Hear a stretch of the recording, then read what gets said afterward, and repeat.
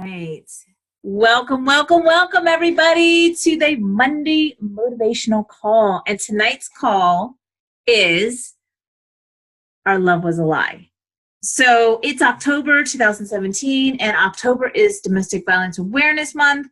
And so I'm talking this month all about abusive relationships and the awareness of them and how to heal from them, codependency relationships, things like that. So this is the second call of the month, and I am just going to, mute everybody as they get on the call. But of course, as always, at the end of the call, I am going to do the Q&A. So if you have any questions during the call, just hover over the bottom. You will see the chat. Click that and put your questions in there, and I will answer them. So, all right. So let's get started. If you don't know me, my name is Denise Dominguez, and I'm so excited to be here with you all today. And here's a little bit about me.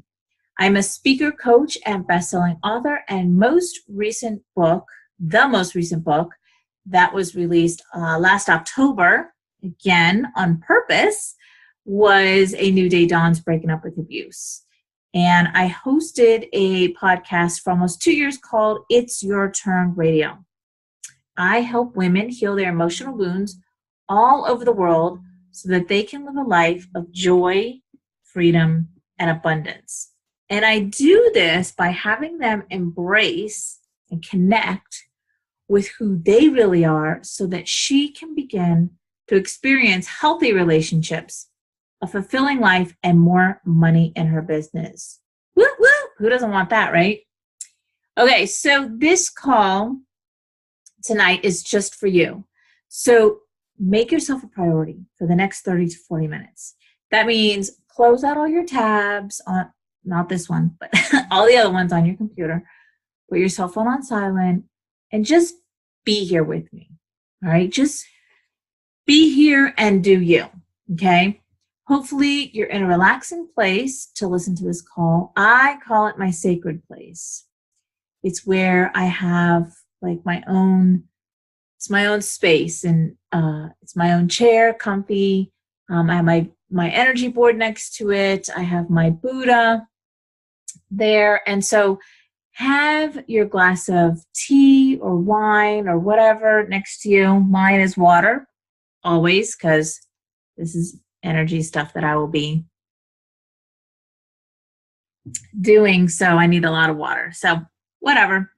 All right, so let's take a couple deep breaths just to be present, okay? So when we inhale, we're going to inhale love, we're going to inhale acceptance, and we're going to exhale all of the crap from today, okay? All right, we're going to do 4. Ready? All right, so I want you to inhale, hold it,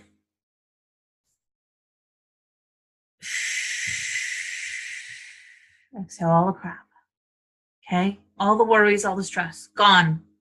All right, we're going to inhale love and acceptance through the nose, hold it, take a sip,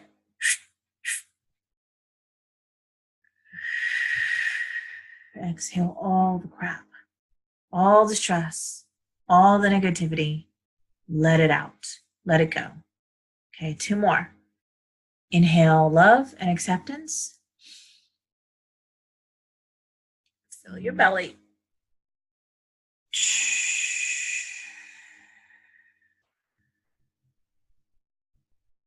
Doesn't that feel so good? Oh my gosh. Okay, 1 more.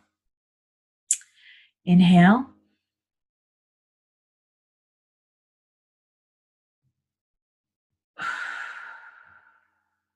Exhale. I love that. Totally takes me right here, right now. In this 10 seconds, I am happy, I am full, I am loving. Okay, so that's getting in the present moment. In this 10 seconds, you can use that also.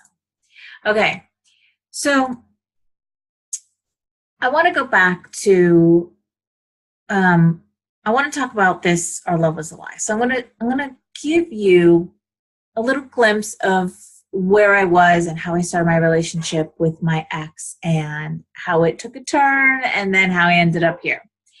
But the cliff notes of that. So when I was just 19 years old, I fell in love with this man. I did. We were head over heels for each other. I was just like in awe.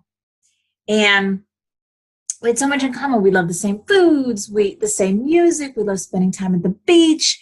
We spent every minute together, right? You know, young, in love, woo. Everybody around us could see the love that we had for each other. And it was magical. We got married, and 2 years later, we brought home our baby girl. We brought home our daughter, brought her into the world, and 1 year from that, we welcomed our son into the world. Life was great. We bought our first house literally days before she came home from the hospital. And as our family grew, our space needed to grow too. So as any family does, we bought our second home. And this was a bigger home. It was a 4-bedroom, 2-bath pool home on a cul-de-sac street in suburbia, USA. Oh my gosh, that house was beautiful. And the neighborhood was so nice. I'm painting this picture for you. Okay, go here with me. Every lawn was immaculate. Every house was so well taken care of. And it was like the kind of neighborhood that you see on TV, right? Where everybody waves to you, even if they don't know you. It was kind of weird for me in the beginning to get used to that. And just an all-around delightful area. This was where we wanted to raise our family. You see, from the outside view, we looked like we had it all. We did. We had the big house, the pool, the nice cars. We traveled all over the state that we lived in, Florida. We looked like your average, ordinary, middle-class, happy family. Loving couple, 2 kids, 1 dog, 1 cat. Right? Picture that. But that was what we looked like from the outside. But on the inside, there was a lot of chaos, a lot of drama, a lot of trauma. So here I am now, and coach or speaker, best-selling author, but life wasn't always this incredibly awesome. In fact, there was a time when I used to cry myself to sleep every night. And that was because I was in a very abusive marriage, and I was miserable, not just unhappy, not just I needed to tweak a few things here or there. No, I was miserable. My marriage was abusive emotionally, mentally, and financially. Okay? I'm going to repeat that. My marriage was abusive emotionally, mentally, and financially. I was married to a narcissist and a drug addict. That's my truth. And on the inside, there was chaos, debt, arguing, mental abuse, emotional abuse, addiction, attempted suicide, just to name a few. So if you are like I was and didn't even know what a narcissist was, I want to just give you a glimpse of what that type of person is. So this is a person who has an excessive interest in or admiration of themselves. A narcissist are people who think that the world revolves around them. I'm pretty sure if you're on this call, you know somebody like this, okay? Okay, here's the point. Narcissists are everywhere, okay? They're people just like you and me. And until you know about a narcissist and how and why you are attracting them into your life, they can blend with society. So narcissists get married and they have kids, right? Mine did. Mine ran a business. They're men, they're women. They run companies, they make good money. They're charming. Oh my gosh, they're charming. They can be polite and passive. They can work at Starbucks. I mean, they're everywhere. So how do you know who is a narc?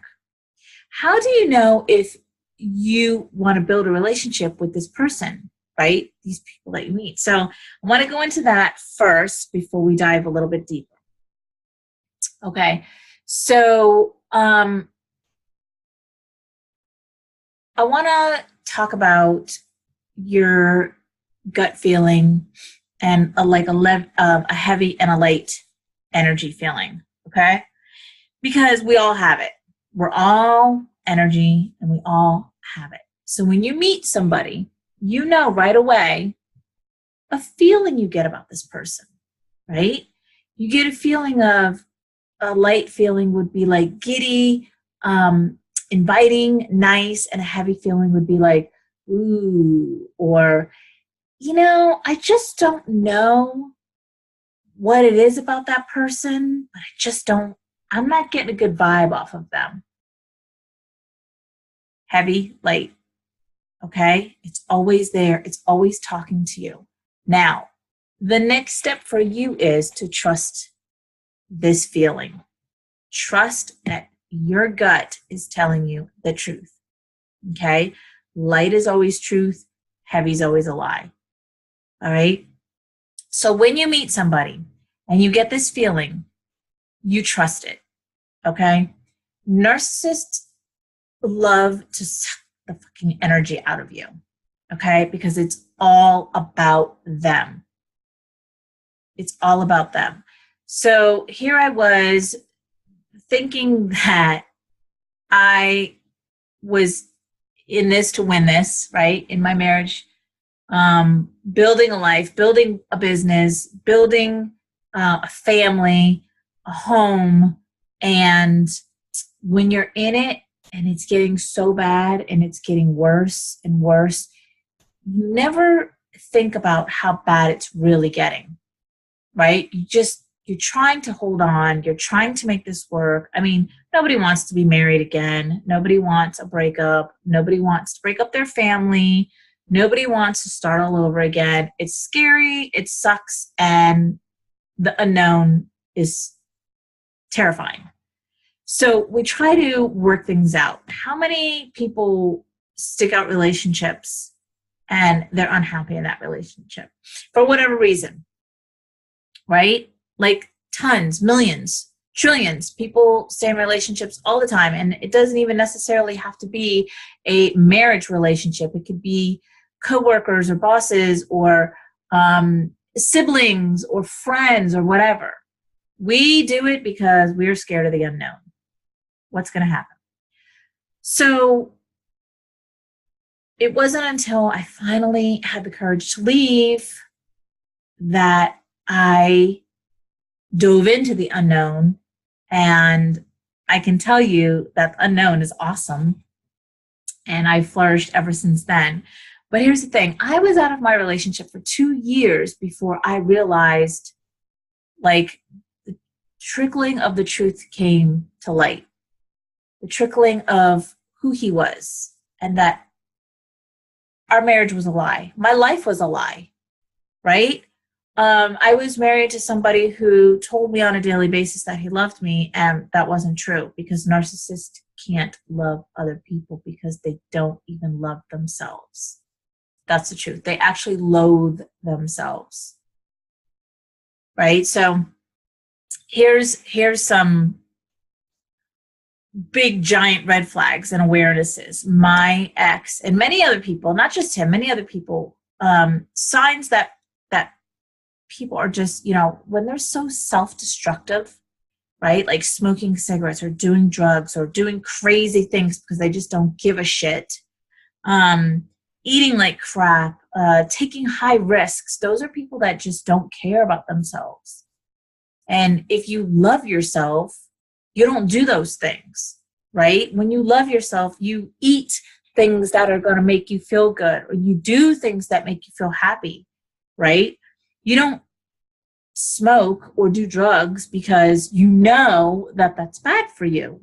And you try to do things that are healthy for you, right?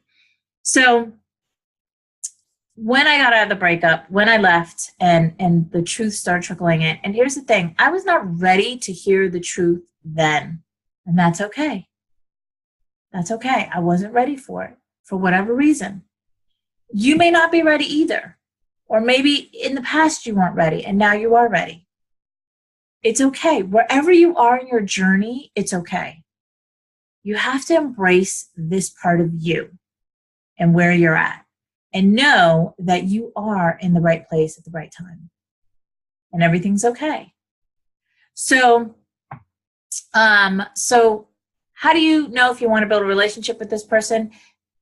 Any person in your life, you want to build a relationship with somebody who serves you, does something for you that brings you happiness, that you feel good around, all right?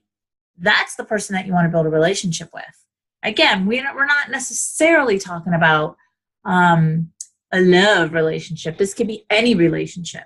This could be your mom. This could be your siblings. It could be your father. It could be anybody. You have to really trust that feeling that's inside of you.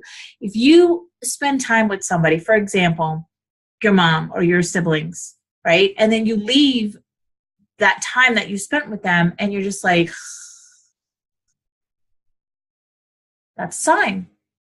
Or when you spend time with somebody, let's go the opposite way. When you spend time with somebody and you leave that somebody and you're just so like giddy and you're like, all right, we're going to do this again. Or we're going to do something like this again, right? Because you can't get enough of that person. That's the light feeling. That's the truth, right? That's what you want to go with. So, all right. So when a narcissist says, I'm here for you, or I care about you, or I love you, okay? Narcissists have the ability to be charming and charismatic when they choose, like a master salesman, right? They know how to say the right things to entice your attention and steer you into believing their sugar-coated persuasions. Okay, hold on. Welcome to the call. I thought I put everybody on mute, but okay.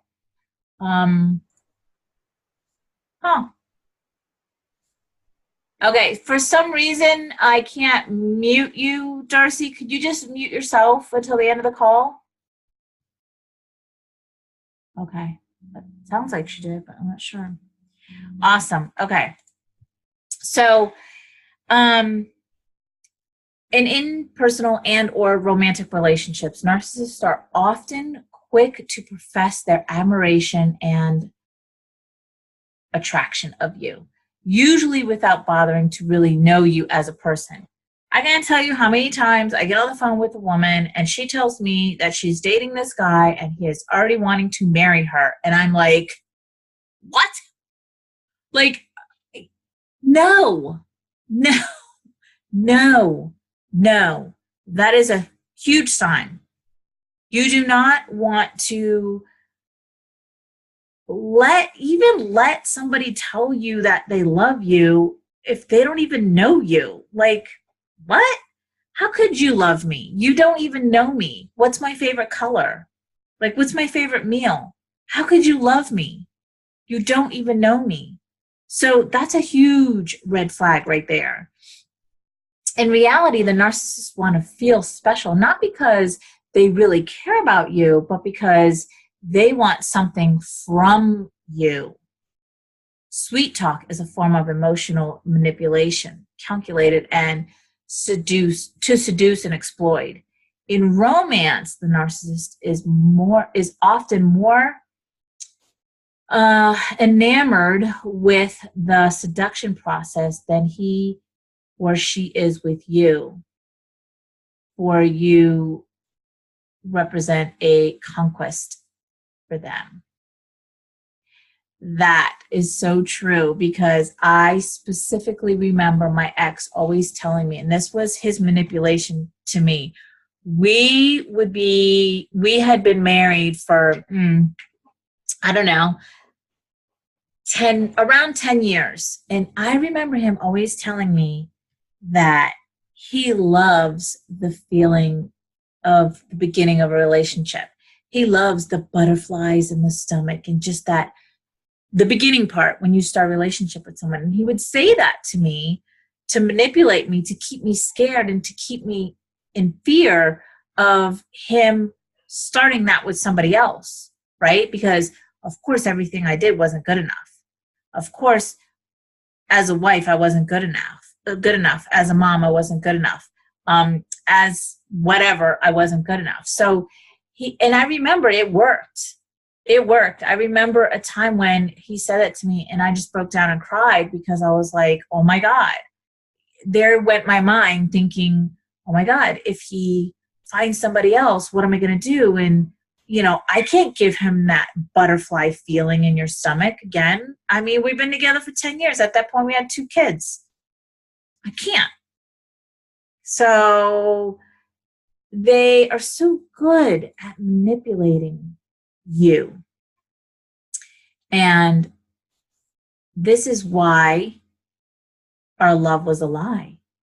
So like a master con artist, they will hook you in, get what they want, and then leave you hanging out to dry. You're left picking up the tattered relationship pieces, perhaps wondering whether you did something wrong. Hello, that was 22 years of my life thinking I did something wrong. What can I do better? How can I fix this? How can I save him? How can I save us? What can I do? What can I do? What can I do? Right? You can leave, Denise, and start over and make a new life. One that makes you happy every day. Be in a relationship with someone who's healthy, and a healthy relationship where you don't cry every day or at all. That's what you can do. So it's not known what causes a narcissist personality disorder. And I want to get into this for a little bit because here's where I want to take a little bit of a twist of what we're talking about. So far we've talked about the awareness, right? The red flags and who you want to build a relationship and who you don't. So let's go somewhere else with this, all right? So as other mental disorders, the cause is likely complex. I do know from being with my ex, and my son is also a narcissist, I can tell you how they were created. And there's several different ways that a narcissist is created. So let's get into that for a second. So narcissistic personality disorder may be linked to mismatches in parent-child relationships with either excessive pampering or excessive criticism. Okay, so for my ex and my son, it was excessive pampering, right? Putting him up on a pedestal. For my son, which I can speak more of because he's my kid, from day one, he was like almost like sought out by my ex. And so we have 2 kids, and my son was the one that he like took more of a liking to and coddled him.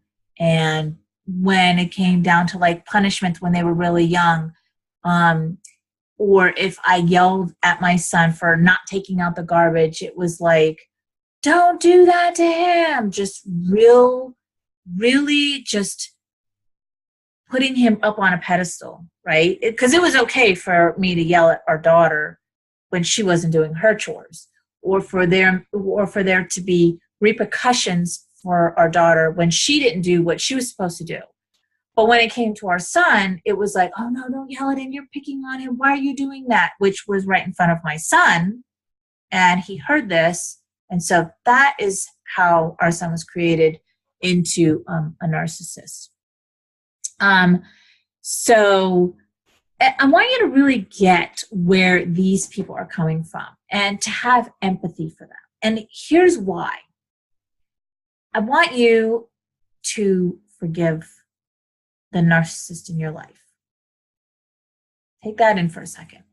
I want you to forgive that person, whether it's a parent, a sibling, a coworker, your ex, someone you're in a relationship with now. I want you, as much as whatever they've done to you, as much as they've hurt you, okay? And right now, what I'm saying might be too soon for you. And if that's the case, that's okay. You can shut it off right now.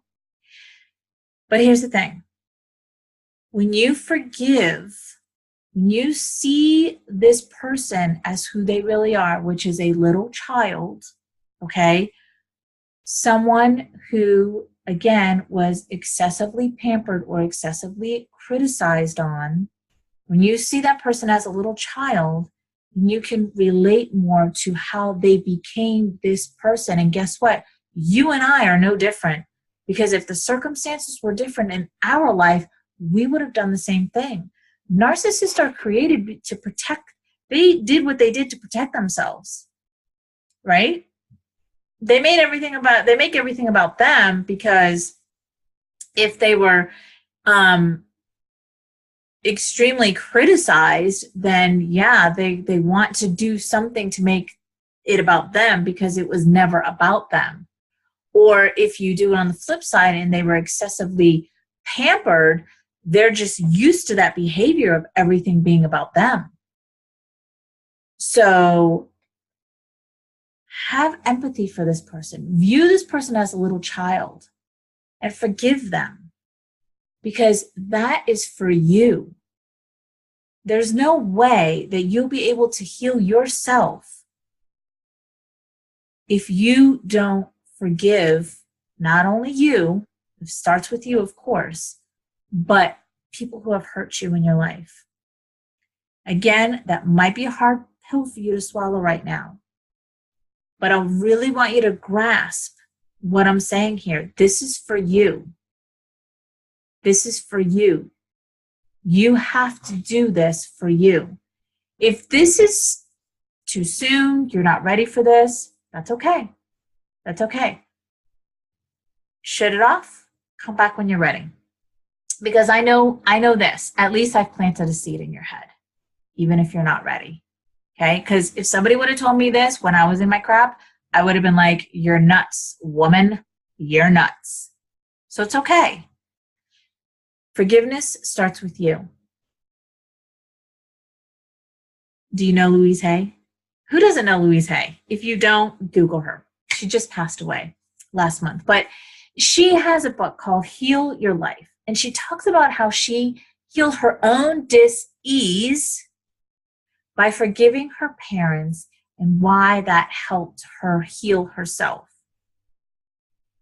So she was diagnosed with cancer. And what she did was, in 6 months, she healed herself and lived many, many years, I think like 40 years after that. And let's talk about that for a second. Let's talk about this dis-ease, because dis-ease is exactly that. It's a dis-ease inside of your body. Okay, so if you're holding on to old past stories, if you're holding on to grudges because somebody did me wrong and I can't forgive them, if you're holding on to things that happened to you in the past, things that you think are unforgivable, it manifests inside of you, okay? And it won't start off with a disease. It'll start off with a little knock on the door, a little whisper, right? But you ignore it, okay? And then it'll get louder, okay? And you ignore it because you are dead set on holding on to that story or whatever that is.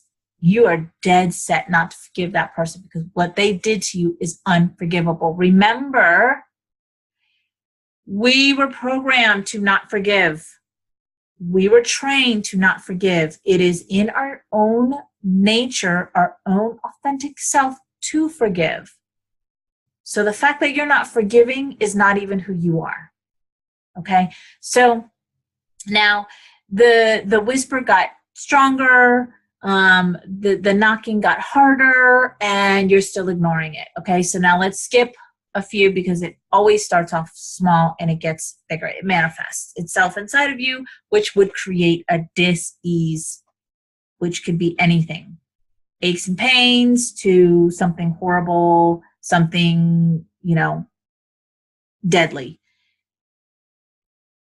That all started because of something inside of you that you held on to.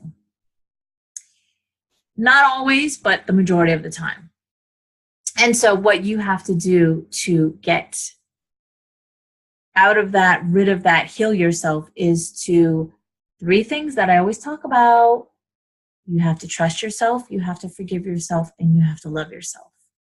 3 keys: trust, forgiveness, and self-love. Okay?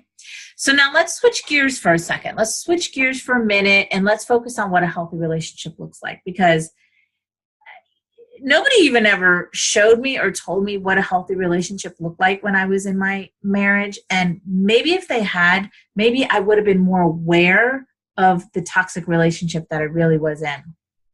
Whether or not I did something with that, I don't know. But again, seeds would have been planted. So now, what does a healthy relationship look like? I'm 47 years old, and for the first time in my life, I'm in a healthy relationship. So I'm just going to describe mine to you. A healthy relationship is 2 people coming together and just like loving each other and growing together and listening to each other and helping each other and coming to a compromise with each other and communicating in a healthy way with each other. There's no fighting. There's no arguing. There's no going to sleep, huffing and puffing. There's certain behaviors that I was used to in my marriage that I tried not to bring into my relationship now. But yes, there was some lingering ones. And because of the person that I'm with, he would point that out to me, not of the past, but just of the behavior. And he would say, he would be adamant that we do not go to sleep mad at each other if we had like a disagreement. And I'm very stubborn. I'm a Leo, very stubborn, and I like to huff and puff. And I like to I need like a couple hours to get over something where he needs just a couple minutes. And I'm like, I can't do a couple minutes. I need at least 2 hours. I need to like take a drive. I need to go to Starbucks. Or I need to just get out, right? Separate myself. Then I'll come down. Then I will talk. Even though my arms might be crossed, I still might be huffing and puffing, but I will talk, right? Because I'm not that hard-headed. But the point of this is that in a healthy relationship, there's always somebody who pulls the other person to the healthy part of it, right? So he would say to me, no, I'm not giving you 2 hours. I'm giving you 10 minutes, okay? And we're going to not be mad at each other, and we're going to talk this out. I've never talked something out. I was always talked to, right? I was like the one who had to sit and listen to the warden, right? And listen to what he had to tell me because I was wrong.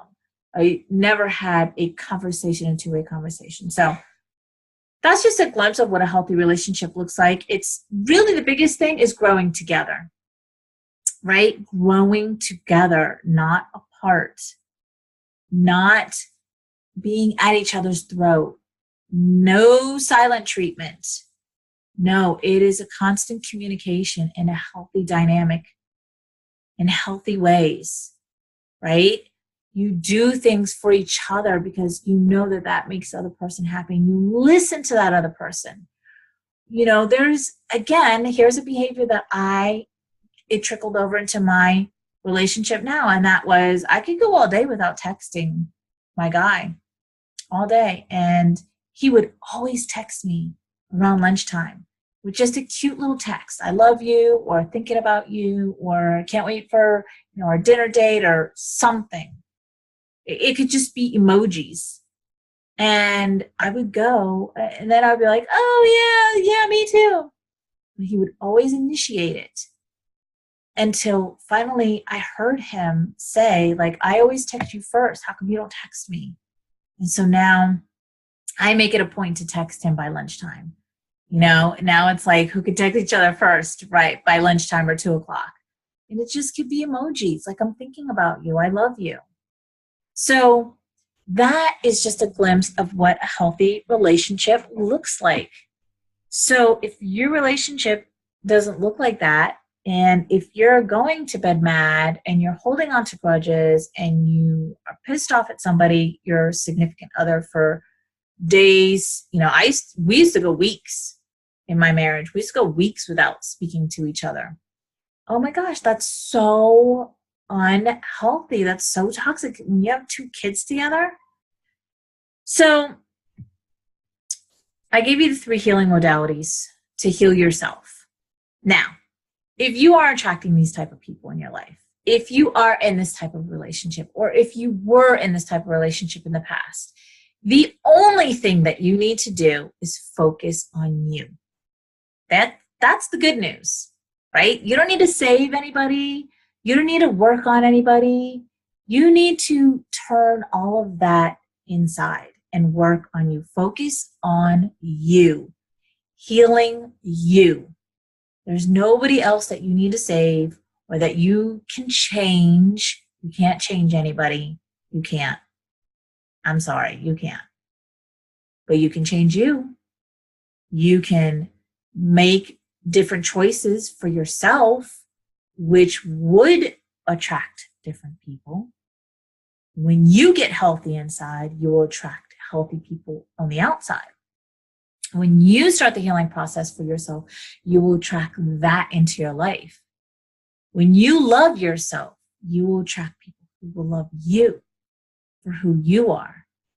And I always say this, how can you expect somebody to love and adore you if you don't love and adore you? And loving yourself is not getting your nails done and getting your hair done. That's great. Keep doing it. That's great. But self-love goes deeper than that. Self-love is something that you have to, it's a practice. It's something that's not shown to us from our parents. It's not taught in school. It's a practice that you have to do every day. So basically, it's something that you do for yourself every day that makes you happy, whatever that is. For me, I like going to Starbucks. I like having coffee. I like separating myself from the house. I like to just be by myself and just chill. It could be going to the park. It could be, if you're a swimmer, go and swim. Or if you're a runner, go and be with your thoughts and run. If you love flowers, buy yourself some flowers. There's a ton of things that you can do for yourself every day. Meditation, yoga, right? Or simply just grab your favorite book and sit in silence and have your favorite cup of tea or cup of coffee and just be with you. There's a ton of things. It doesn't have to be giant. Just something that you do for you every day. Okay, so if you're listening to the call and you would like to know more about how you can start the healing process from your codependency relationship, or if you were in a relationship with a narcissist, I always offer 90-minute coaching calls. They are absolutely free. And I will put the link in the description if you are on the replay, which is on my YouTube channel. And you just click that link and you set up a time that is good for you to speak with me, and I will help you. I will guide you in the 90-minute call, and I will leave you with exercises that you can start on to start the healing process. Okay? So here we go, and I am going to unmute everybody for some Q&A. So does anybody have anything that they would like to comment on, ask about, anything? No? I'm thankful for what the healthy relationship look like now. Yeah. I love your bangs. Oh, thank you. You look fabulous. Thank you. Do you love my hair? I do. I love your hair. Guess who it's thanks to? We'll do a Monet plug here. Right? Okay, so did you get value from the call? I want to ask that.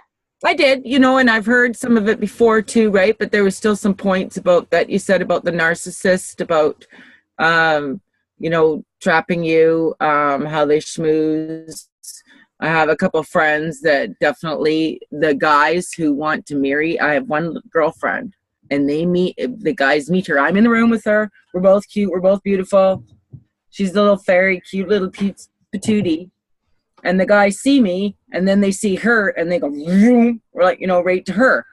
And then, but what ends up happening is, like, over the summer, she split up with a fella, and she's been with 3 or 4 different fellas over the summer, and each one is completely enamored with her. They start planning their futures right off immediately. Yeah. Immediately. Now, parts of it are her childlike attitudes, her little girl. And then the other parts, you can see that if they're, pieces of the narcissist. So I'm really thankful that I don't know when I don't have one in my life anymore. And that you're aware of who they are, and that you will never attract it again. No, and then to be cautious of myself too, because I know that I have that tendency as well. And I think that's something that, you have to keep an eye on. Right. Yeah. Yeah. And to always remember to embrace that part of you and love that part of you. Yeah. Don't deny that part of you. No. And I have a friend, and years ago, exactly what you said about a healthy relationship.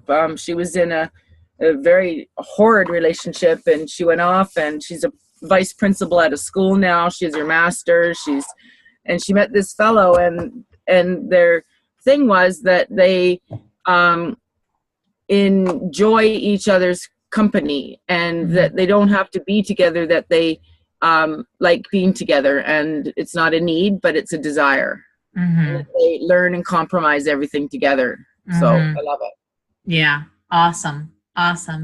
Anybody else on the call that needs any coaching or has any comments or questions? I have a question, Denise, please. Okay. Yes, go ahead. Yeah. Does it mean that somebody doesn't, likely that they don't love themselves if they don't advocate for themselves when they really need to in a legal situation or something that is really a serious nature? Like if they, if they look inward for the fault in themselves, when really the fault is not lying in themselves. Well, that could just be what we all do, which we we all beat ourselves up and we all blame ourselves for things because that's what we were taught, that it's your fault, you did something wrong even when we didn't. So it could be that. It just depends. Like there's a lot of aspects to somebody who doesn't love themselves. So that's just one aspect. So based on just that one, I can't say yes or no, because I know I've done the same thing. I'm sure you have. We all have internally beat ourselves up for something that we think that we could have done better, could have done differently, and it actually wasn't our fault at all. Yeah, totally. Yeah. So that's just one aspect. You have to look at all of the dynamics of that person and, kind of like a checklist, which I am going to put a quiz together with some questions. And, if it's like 20 questions and 18 of them are, because I remember this, I saw a quiz and I was like, okay, check, yes, yeah, no, well, he doesn't have that. I was like, well, 12 out of 15, nah, he's not a narcissist because he didn't get 3 of those. So if the majority of it is yes, then it's a yes. Right? All right. Yeah. So I would say for that person, just be patient with that person. And remember, when you are kind and patient with yourself, that will ripple out to the people closest to you. So you have to show that for yourself in order for that to be out into your external world and to the people around you. Just keep showing yourself love. Keep being kind to yourself. Keep loving yourself. And I promise you, it's a ripple effect. Even in times like that. Okay, Denise, thanks. You're welcome. Anybody else? Okay, cool. All right. So all that's left on the call is you two, so you know how to find me. For anybody who's listened to the replay, I am going to put the 90-minute call link in the description so that you also can get in touch with me if you would like to have a private one-on-one conversation and find out a little bit about yourself, and we'll go from there. So have a great night, everybody. Happy Monday. And for you all, I will see you Wednesday. And for the rest of everybody, I will see you next Monday. All right. Thanks, Denise. Have a great night. Thank you. You too.